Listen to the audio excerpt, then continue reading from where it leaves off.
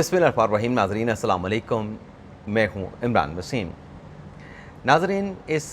Video log में एक बड़ी ख़बर आपके साथ हम शेयर करने जा रहे हैं और ये ख़बर है नाज़रीन, जो इमरान खान साहब के साइफ़र केस की समाअत करने वाले जो जज हैं अबुल असनाद ज़ुल्करनैन साहब,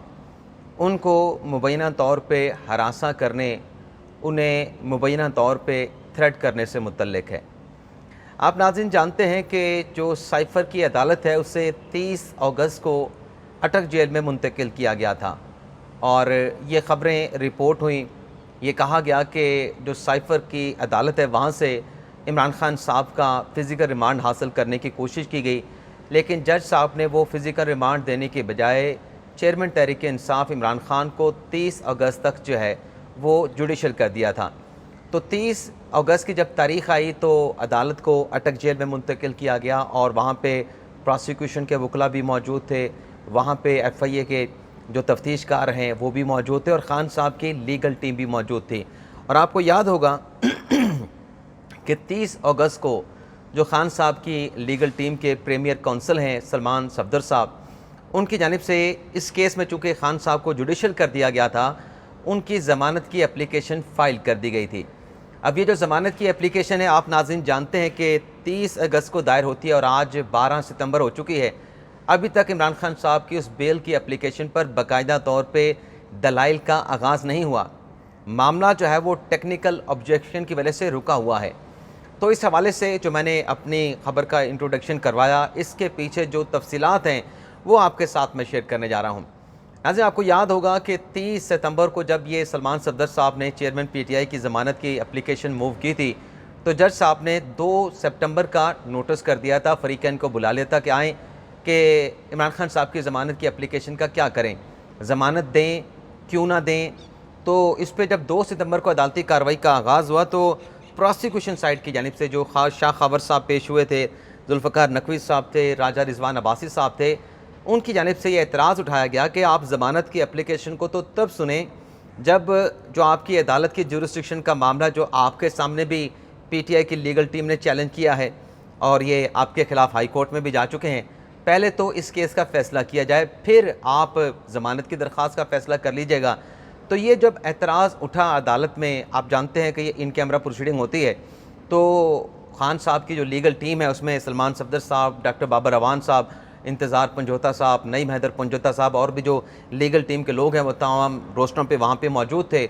उनकी जानिब से जब जज साहब ने ये कहा कि हाँ, ये बिल्कुल नुक्ता ठीक है, लीगल नुक्ता है कि पहले अगर मेरी अदालत की जुरिस्डिक्शन नहीं बनती, अगर मैं ये केस सुनने का अख्तियार नहीं रखता, तो फिर मैं ज़मानत की एप्लीकेशन का पहले क्यों फ़ैसला करूँ। पहले इस चीज़ का फ़ैसला हो जाए कि आया कि मैं केस सुन सकता हूँ, केस सुनने के लिए मजाज़ हूँ या नहीं हूँ। तो जब ये जज साहब ने रूलिंग दी, ये रिमार्क्स दिए, तो ख़ान साहब के जो वकला थे वो रोस्टम के ऊपर खड़े हुए थे मजमा लगा के। उनकी जानिब से कहा गया कि देखें, जो जज हुमायूं दिलावर साहब ने किया वो भी आपके सामने है और जज हुमायूं दिलावर साहब के बाद जब 3 साल की सज़ा सुनाई गई, उसके बाद वो फ़ैसला फ़ौरी तौर पे सस्पेंड होना चाहिए था। ये ख़ान साहब की लीगल टीम के एक वकील कह रहे थे, मैं नाम आपके साथ डिस्कस नहीं करूँगा, ज़ाहिर नहीं करूँगा, लेकिन ज़राए ने बताया कि वो जो अदालत को जो जज साहब ने रिमार्क्स दिए उस पर ख़ान साहब के जो वकला कह रहे थे, वकील कह रहे थे कि आपके सामने है कि आमिर फ़ारूक साहब ने जो ख़ान साहब की सस्पेंशन की एप्लीकेशन के ऊपर ताख़ीर से फ़ैसला किया। फ़ैसला तो उन्होंने करना था, लेकिन जितनी ताख़ीर उन्होंने की, उसके बाद अब आप देखें कि लोग उनको कैसे याद करते हैं, उनके बारे में क्या कहते हैं, क्या इज़्ज़त उनकी बची है। और फिर यही हुमायूं दिलावर साहब का नाम लेके अदालत में बातें की गई, अबुल असनाद ज़ुल्करनैन साहब को। तो उस पर जो प्रोसिक्यूशन साइड थी उनकी जानिब से कहा गया कि ये तो जज साहब जिस तरीके से एक ये चढ़ाई किया करते थे जज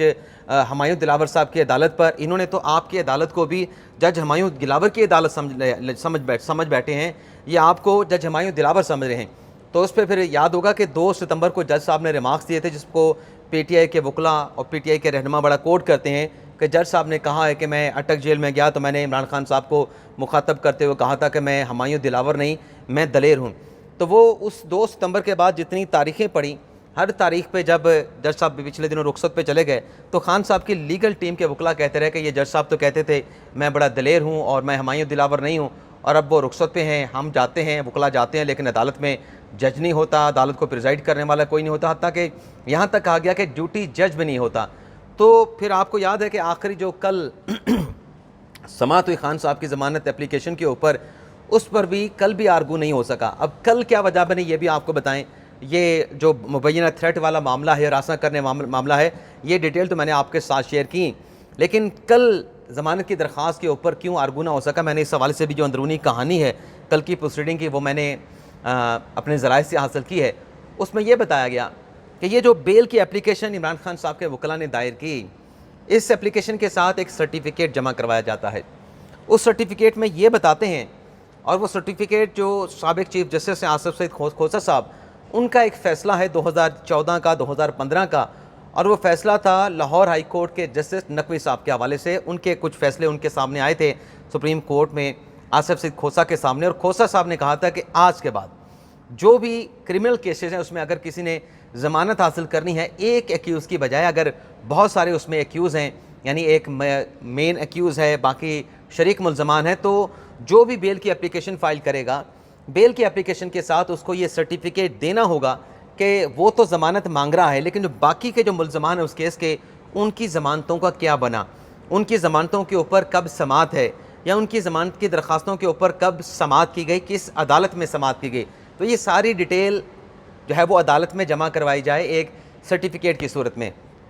तो उसके बाद अब ये तरीक़ाकार फॉलो किया जा रहा है। तो जब कल इमरान खान साहब की ज़मानत की दरख्वास्तों पर समाअत हुई, तो प्रोसिक्यूशन ने फिर ये नया एतराज़ उठाया कि ये खान साहब की जो ज़मानत की दरख्वास्त है, इसके साथ तो इन्होंने सर्टिफिकेट लगाया नहीं कि बाकी जो शरीक मुल्ज़मान हैं उनकी ज़मानतों का क्या बना, उनकी ज़मानतों पर कब हेयरिंग हो रही है। तो जब ये एतराज़ उठाया तो खान साहब के वकला ने कहा, ख़ास तौर पे सलमान सफदर साहब ने कहा कि ये जो सुप्रीम कोर्ट का फ़ैसला है, ये इसका इतलाक़ इस केस पे नहीं होता। प्रोसिक्यूशन ने कहा कि क्यों इसका इतलाक़ नहीं होता, ये तो सुप्रीम कोर्ट का फ़ैसला है। दोनों जानिब से फिर आर्गूमेंट इस नुक्ते के ऊपर करवाए गए कि साइफ़र ख़ुसूसी अदालत पे जस्टिस खोसा साहब का जो सुप्रीम कोर्ट का फ़ैसला है, ऑथर जज हैं आसिफ सईद खोसा साहब, क्या इस फैसले पे इतलाक़ होता है, इतलाक़ नहीं होता। तो आर्गूमेंट हुए, आर्गूमेंट होने के बाद अदालत ने फिर जो फ़ैसला सुनाया, जो कल महफूज किया गया था, वो नाज़िम फ़ैसला ही है कि जज साहब ने कहा है कि ये फ़ैसला सुप्रीम कोर्ट का है और इस फैसले का ख़ुसूसी अदालत पे इतलाक़ होता है, तमाम अदालतों पे इतलाक़ होता है। अब वो जो सर्टिफिकेट था उसमें क्या डिटेल नहीं दी गई थी। इस केस में नाज़िम तीन मुल्ज़मान हैं, एक इमरान खान साहब हैं, दूसरे शाह महमूद कुरैशी साहब हैं, और आपको पता है कि खान साहब और शाह महमूद कुरैशी साहब की ज़मानत की दरख्वास्तें हैं वो एक साथ दायर हुई, दोनों पे 2 सितंबर के नोटिस जारी हुए। लेकिन जो असद उमर साहब की बेल की एप्लीकेशन थी उस पर 14 सितंबर का नोटिस हुआ था। तो प्रोसिक्यूशन के वकला ने कहा कि जब दूसरे शरीक मुल्ज़म का जो नोटिस है वो 14 सितंबर तक अदालती कार्रवाई को मुलतवी किया गया है, तो ये 2 सितंबर का नोटिस कैसे जारी हुआ। ये नोटिस भी क्योंकि इन्होंने सर्टिफिकेट नहीं लगाया, आपसे हक़ाइक़ छुपाए हैं, आपके नॉलेज में हक़ाइक़ लेके नहीं आए, तो ये केस भी 14 सितंबर को सुना जाएगा। 14 सितंबर से पहले आप इस केस को नहीं सुन सकते। तो फिर जज साहब ने कल ये एतराज़ात के ऊपर दलाइल सुनने के बाद यही फ़ैसला दिया कि सुप्रीम कोर्ट के फ़ैसले का इतलाक़ होता है। 14 सितंबर को तमाम जो मुल्ज़मान हैं उनकी एक साथ बेल एप्लीकेशन के ऊपर समाअत करके हम आर्गूमेंट करके फिर जो फ़ैसला होगा वो फ़ैसला सादिक कर देंगे। अच्छा, ये तो मैंने जो प्रोसीडिंग उसके हवाले से जो अंदरूनी कहानी इन कैमरा प्रोसीडिंग वो आपके साथ हमने शेयर की, लेकिन ज़रा ये कहते हैं कि ये जो सर्टिफिकेट नहीं दिया गया बेल एप्लीकेशन के साथ, उसकी वजह बाज़ाहिर ये नज़र आती है कि मकसद ये था कि वो सर्टिफिकेट ना दिया जाए, अदालत के नॉलेज में ये ना लाया जाए कि शरीक मुल्ज़म की जो असद उमर साहब की दरख्वास्त है उस पर 14 सितंबर को समाअत होना है। मकसद ये था कि 2 सितंबर की तारीख़ पर जो बेल एप्लीकेशन है उस पर आर्गूमेंट मुकम्मल कर लिए जाएँ। आर्गूमेंट मुकम्मल होने की सूरत में खान साहब को अगर ज़मानत मिल जाए तो फाबिहा, वेल एंड गुड, लेकिन अगर खान साहब को ज़मानत नहीं मिलती तो फौरी तौर पर हाई कोर्ट से रजू किया जाए। हाई कोर्ट से ज़मानत अगर ना मिले तो चीफ जस्टिस बंदयाल साहब के होते हुए जो है वो सुप्रीम कोर्ट से इमरान खान साहब की ज़मानत हासिल करके साइफ़र केस में खान साहब की जो है वो रिहाई मुमकिन बनाई जा सके। ये हमारे ज़राए की जानिब से दावा किया गया। तो कल 13 है, परसों 14 है, तो परसों खान साहब की ये जो बेल एप्लीकेशन इस पर समाअत होगी। अब इसमें ताख़ीर क्यों हुई? इसमें ताख़ीर खान साहब के अपने वकला की जानिब से जो टेक्निकलिटीज़ थी, जो टेक्निकलिटीज़ की गलतियाँ छोड़ी गई, उसकी वजह से इस खान साहब की ज़मानत का केस जो है वो मतलब लंबा चला है, लिंगर ऑन हुआ है। अब आ जाते हैं हमारे वी लॉग की जो दीगर अहम खबरें हैं वीडियो लॉग की। उसमें नाज़रीन एक तो बुशरा बीबी साहबा आज अदालत में स्टेटमेंट दिया। एहतसाब अदालत में नैब के प्रोसिक्यूटर ने सरदार मुजफ्फर अब्बासी साहब ने कि जो बुशरा बीबी साहबा हैं उनकी हमें गिरफ्तारी रिक्वायर्ड नहीं है। लेकिन उसके बावजूद भी बुशरा बीबी साहबा को शायद इस बात का खतरा था कि बेशक नैब के प्रोसिक्यूटर अदालत में बयान दे रहे हैं, हालांकि लतीफ़ खोसा साहब ने कहा कि हमें सरदार मुजफ्फर अब्बासी साहब की बात पे एतबार है, सीनियर काउंसिल है नैब के, लेकिन फिर भी ज़मानत की एप्लीकेशन दायर की गई एहतसाब अदालत में जज मोहम्मद बशीर साहब के सामने, और जज साहब ने भी 1 लाख के मचलकों के एवज जो बुशरा बीबी साहब हैं उनकी 26 सितंबर तक वो बुरी जो ज़मानत है उसको एक्सेप्ट कर लिया है। इसके अलावा बुशरा बीबी साहबा की आज मुलाकात भी हुई है अपना अटक जेल में चेयरमैन PTI इमरान खान साहब के साथ। उनके साथ चेयरमैन तहरीक इंसाफ की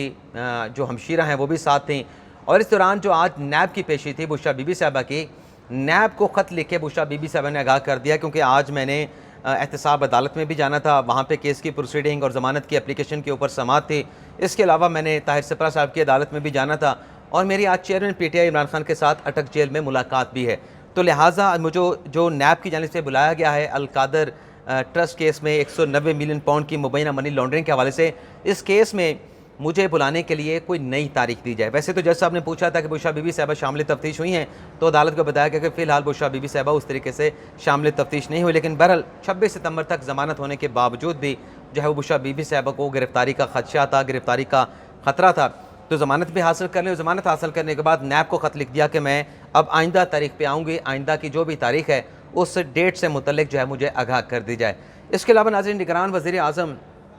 अनवर उल हक काकड़ साहब ने एक बड़ा फ़ैसला किया है। उनकी निगरान कबीना में जो वज़रा शामिल हैं वो आपके सामने है। अब नाज़रीन ये हुआ है कि अपनी कबीना में, निगरान कबीना में वज़ीर आज़म काकड़ साहब ने एक और अहम शख्सियत का इजाफ़ा किया है, और ये जो नाज़रीन अहम शख्सियत है साबिक़ वज़ीर आज़म नवाज शरीफ के ये साबिक़ प्रिंसिपल सेक्रेटरी रह चुके हैं फवाद हसन फवाद साहब, और नवाज शरीफ के प्रिंसिपल सेक्रेटरी होने की वजह से उनके ख़िलाफ़ नैब का केस भी बना, लेकिन फिर उस केस से उनकी अल्टीमेटली नैब के पुरानी तरमीम के मुताबिक, पुराने नैब के कानून के मुताबिक उनकी बरीत भी हुई, एक्विटल भी हुआ। अब यह हुआ है कि काकड़ साहब ने फवाद हसन फवाद साहब को अपनी काबीना में शामिल कर लिया है, और इस हवाले से आज जो सदर साहब हैं वहाँ पर ओट टेकिंग भी हो गई है, और कलमदान अभी कहा जा रहा है कि फवाद हसन फवाद साहब को कौन सा दिया जाएगा, इसका फ़ैसला जो है वो काकड़ साहब खुद करेंगे। लेकिन ये एक नया एडिशन हुआ है निगरान काबीना में। फवाद हसन फवाद का बड़े प्रोफेशनल ब्यूरोक्रेट रहे, और उम्मीद है कि जो भी ज़िम्मेदारी मिलेगी उसे बेहतर अंदाज में जो है वो ये पूरी कर पाएंगे। इसके अलावा नाज़रीन चेयरमैन तहरीक इंसाफ इमरान खान के अहम साथी, तहरीक इंसाफ के सीनियर रहनुमा और साबिक़ गवर्नर उमर सरफराज चीमा साहब, जिन्हें जिनाह हाउस हमला केस में गिरफ़्तार किया गया था, आज ATC अदालत में, इंसदादी दहशतगर्दी की अदालत में उनकी दरख्वास्त ज़मानत पर समाअत हुई। खातून जज अबहर गुल साहबा ने इस दरख्वास्त के ऊपर दोनों जानिब के दलाइल सुनने के बाद जो ज़मानत की एप्लीकेशन थी उसको जो है वो रद्द कर दिया। यानी अब ATC अदालत से जो उमर सरफराज चीमा साहब की एप्लीकेशन रिजेक्ट हुई है, इसके बाद फिर इन्हें हाई कोर्ट से अपनी ज़मानत के लिए जो है वो रजू करना होगा। तो एक नाज़रीन डेवलपमेंट ये हुई है। इसके अलावा नाज़रीन सेनेटर राना मकबूल साहब, जो कि मुस्लिम लीग नवाज़ के रहनुमा थे, सीनियर सेनेटर भी थे, आज नाज़रीन दुनिया फ़ानी से चले गए, इनका इंतकाल हुआ, और बताया गया कि वो काफ़ी अरसे से अलील थे, और अलालत के बायस जो है वो दुनिया फ़ानी से जो है वो मतलब वफ़ात पा गए क़ज़ा इलाही से। तो ये एक अफसोसनाक ख़बर है। इन्ना लिल्लाहि व इन्ना इलैहि राजिऊन। अल्लाह ताला से दुआ है कि राना मकबूल साहब के जो वर्सा हैं, जो सोगवारान उन्हें पीछे छोड़े हैं, अल्लाह ताला उनको सब्र जमील अता फ़रमाए, और उनकी जो आइंदा की ज़िंदगी है और उनकी जो कब्र है उसको कुशादा करे, आइंदा की ज़िंदगी को जो है वो कामयाब बनाए। आप तमाम दोस्तों से इजाज़त चाहते हैं। अल्लाह ताला हम सबका हमें नासिर दुआ में याद रखिएगा। अल्लाह हाफ़िज़।